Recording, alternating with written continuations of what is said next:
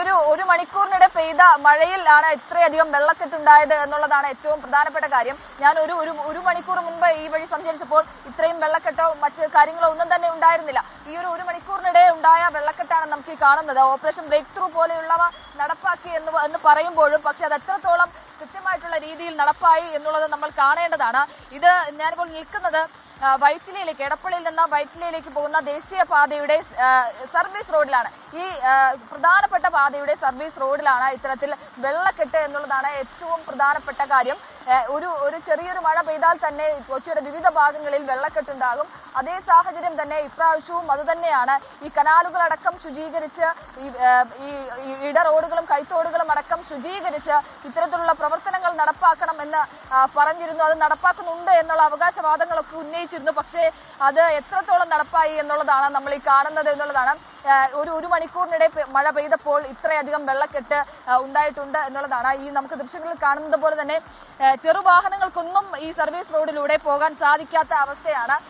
അല്പം മുമ്പ് ഒരു ബൈക്ക് വളരെ സൂക്ഷിച്ച് വളരെ അപകടാവസ്ഥയിലാണ് ഇതിലൂടെ കടന്നുപോയത്. അതുപോലെ തന്നെ നമുക്ക് ദൃശ്യങ്ങളിൽ കാണുന്ന പോലെ തന്നെ ആളുകളൊക്കെ നടന്നു പോകുന്നത് കാണാം. ഏകദേശം മുട്ടിന്റെ അത്രയും വെള്ളം അങ്ങോട്ടേക്ക് പോകുമ്പോൾ ഉണ്ട് എന്നുള്ളതാണ് നമ്മൾ മനസ്സിലാക്കുന്നത്. ഈ ഒരു പ്രധാന പാതയുടെ സർവീസ് റോഡിന്റെ അവസ്ഥ ഇതാ ഇങ്ങനെ തന്നെയാണ് എന്ന് വേണം പറയാൻ. പലയിടങ്ങളിലും ഇതുപോലെയുള്ള വെള്ളക്കെട്ടുണ്ട് എന്ന് റിപ്പോർട്ട് ചെയ്യുന്നുണ്ട്.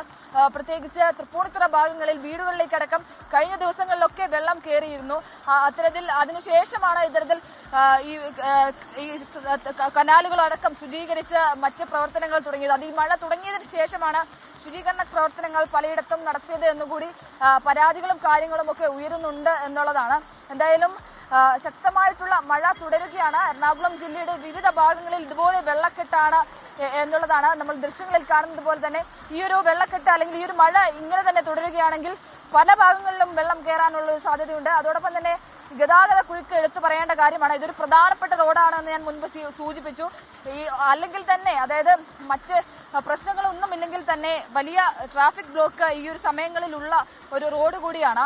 ആ ഒരു റോഡിലാണ് ഇത്രയധികം വെള്ളക്കെട്ടുള്ളത്. അത് ഗതാഗതത്തെ വലിയ രീതിയിൽ ബാധിക്കാൻ സാധ്യതയുണ്ട്.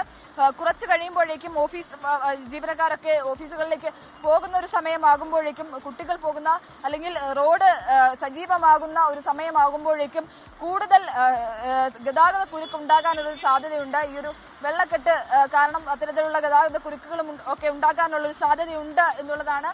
എന്തായാലും മഴ ശക്തമാവുകയാണ്. അതോടൊപ്പം തന്നെ ഈ വെള്ളക്കെട്ടും ഉയർന്നുകൊണ്ടിരിക്കുകയാണ് കൊച്ചിയുടെ പല ഭാഗങ്ങളിലും.